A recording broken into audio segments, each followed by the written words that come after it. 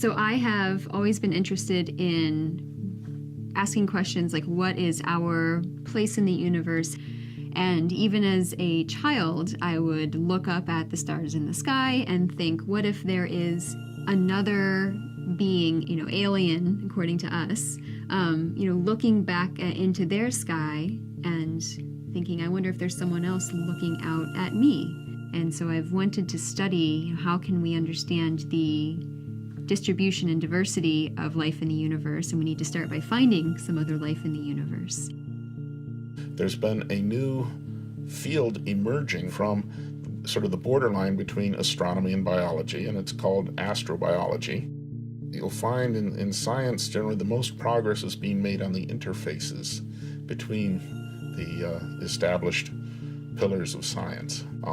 And there's a whole lot of interesting things going on there. And in particular on the observation that life as we know it requires liquid water. And we're finding liquid water in all sorts of different places.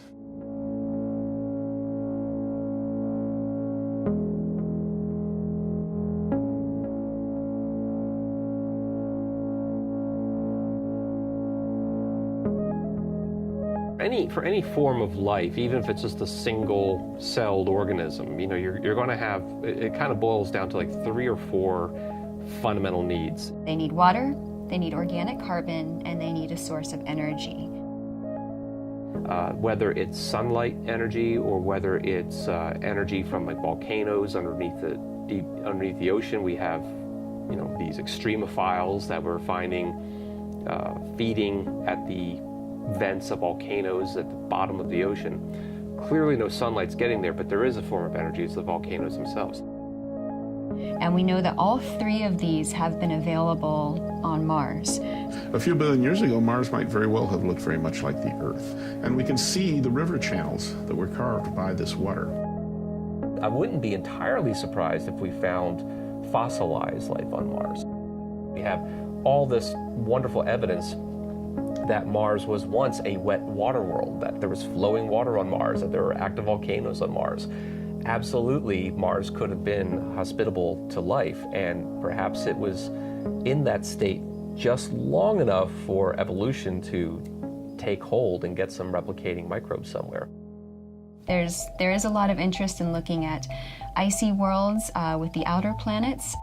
If you have an icy world like Europa or Enceladus, there's actually an ocean underneath that ice layer.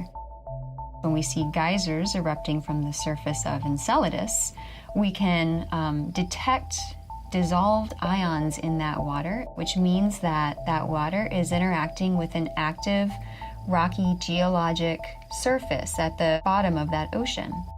And remember how we think life started on Earth, that geothermal centers at the bottom of the ocean, and Europa has those. Almost certainly it has those.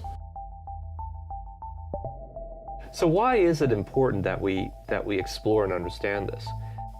Curiosity, I think, is what sets us apart from most other species. The fact that we have been able to accomplish and achieve so much through no other reason than curiosity.